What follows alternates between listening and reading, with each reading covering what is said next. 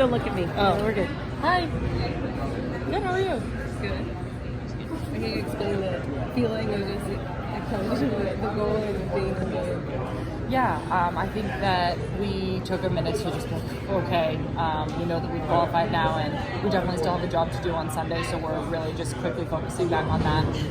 We definitely want to win this tournament, and that's really important to us. So we took a deep breath. We're glad that the team is qualified for the Olympics, but we still have more to do. What's the biggest challenge coming off of the World Cup and kind of like finding that rhythm so fast and then having to switch into this other mindset of another tournament? Yeah, I think it is a challenge, and I think the thing that we're really focusing on is just making sure that we're keeping the standard and the level really high. Obviously, we performed really well at the World Cup and we played well, but we don't want to let that drop at all. We want to improve on that and grow on that. So it's kind of taking what was our best and getting better than that. And I think it's a really special group of women who can kind of hold each other to that high of a standard and kind of expect the best from each other every day. What would you describe as that key in terms of within yourselves to kind of like pushing yourselves to, and maybe not against like the rivals in the CONCACAF, but like within yourself to always just like keep getting better? Yeah, well, I think one thing is that our roster is just so competitive, and to not get any playing time at all is like such a challenge. I think that everyone on the team is so talented, the roster is so deep, so just knowing that someone's always right there pushing you, it is really motivating, and it's something I think that we use to fuel us and to make sure that we're performing at our best every day. And I also think we expect so much from each other, and I think that to hold each other to that high of a standard and to be able to tell someone when it needs to be better, that's like a big thing to be able to say and to be able to receive. And I think we all just respect each other so much that we're able to do that in a respectful and a way that's encouraging and making sure that everybody's just performing their best. Sam, could you just talk a little bit about what it's like to be playing here in very close to back where you played at UCLA, and what it feels like to score 2 goals like that, and essentially what is a home game for you? Yeah, it was so fun to be here. We all love being in LA so much. As soon as we got here, everybody was kind of like, just being in the beach, and I think everybody kind of has friends or family in the area, so it's nice to have that sense of familiarity. And I think, it's a great stadium. We're really excited to have played such a big and important game here, and being in LA is awesome. And coming off of winning a World Cup and now qualifying for the Olympics, could you talk a little bit about your time at UCLA and how someone like Coach Amanda Cromwell helped you get to where you are today? Yeah, definitely. I think that my time at UCLA was really important for my development as not only a player but a person. I grew up a lot when I was there, and was able to win a national championship in 2013 there. So I think just kind of learning how to really expect a lot from yourself on and off the field, learning how to be a champion, learning how to work as a team, and I definitely enjoyed my time playing for Amanda. I thought she was an awesome coach, and we keep in touch now. All right, thank you. We're doing this being show because we're here in LA, which is like it's like the best moment in your existence. Oh, winning the World Cup, I think. There have been so many like awesome moments. I always think about my 2016 NWSL championship with the Western New York Flash too. I think that was such a special time. But winning the World Cup was like such a dream come true, and something that like is just like the top of my memory.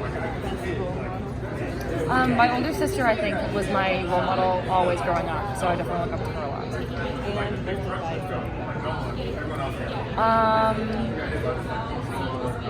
The best advice I think was probably to just like be a little bit more like selfish on the field and be like confident in what I can do, and I think that that's just translated into me like fully believing in myself and feeling like I can play like myself at the highest level. Thanks. For nothing. She's, obviously quite tall, but she's just powerful in the way that she plays, the way she gets up space. She can cover a ton of ground. Again, she does that for the ball as well. We worked a lot, Rafa's worked a lot with the midfielders and just finding those little half spaces and, essentially want to get them the ball as much as possible, and then they can dictate, from there people collapse on them, they can pass it out. If not, then, we're always encouraging them to shoot from distance because that's just going to open up them.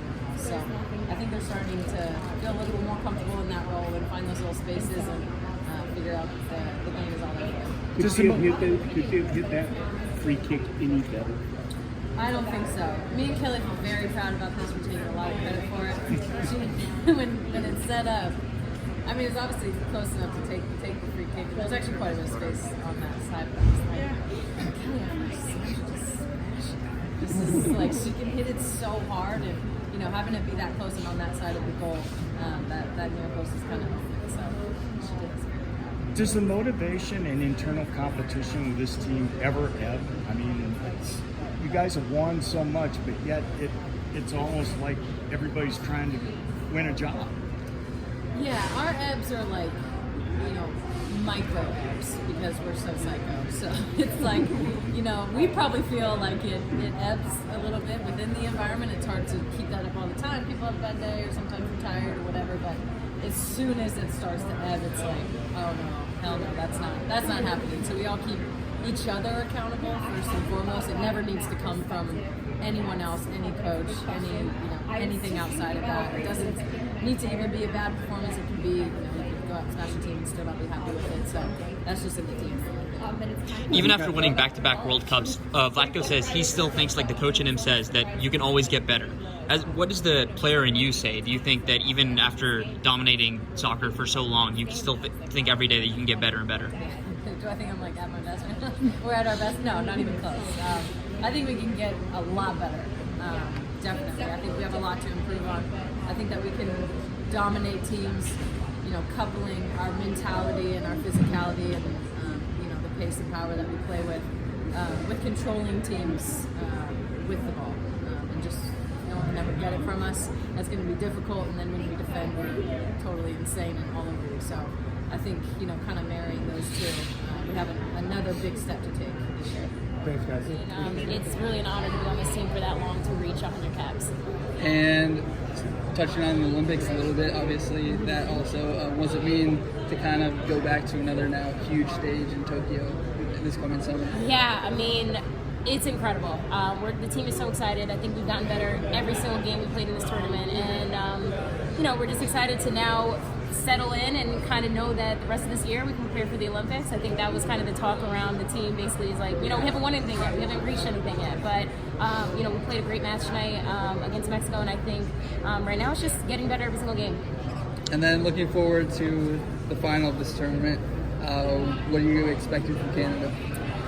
We're expecting a hard match. Canada always gives us their best game, and I think it's just going to be a battle of pride now. Both teams have qualified, and I think right now it's just about to see who's the top of CONCACAF, and I think Canada's going to give us their best game, and it's just going to be a tough one. Crystal, How difficult is it when you have like back-to-back important tournaments, coming up the World Cup and now have to focus on the Olympics? Yeah. Or, like also in a transition with the new coach and everything that's been going on. Yeah, I think it's always difficult. That's why no team has ever won a World Cup and an Olympic back-to-back. We're obviously chasing to be the first team to do that, but I think this team is special. I think the difference between this go-around and last go-around is retirements and a lot of people leaving the team. Right now, we are returning basically all 23 people that went to the World Cup, so that's definitely in our favor, just knowing that we have a collective group and we're really strong. I think people know that we can rotate rosters, and that's really our worst to our strength, so I think that's so fitting for an Olympic tournament.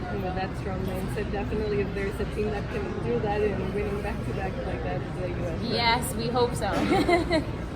Crystal, Coach Vlatko said earlier that you're the only player in this tournament who hasn't gotten a game rest yet. So how do you feel going into the last game and still not having had any rest? And what are your hopes for this final? Are you going to take it as seriously as you would a World Cup final, or what's your mentality? Yeah, I mean, definitely. Yeah, I am a player that's started every single game, but I mean, I haven't played full 90-minute games every game, so I do feel pretty rested.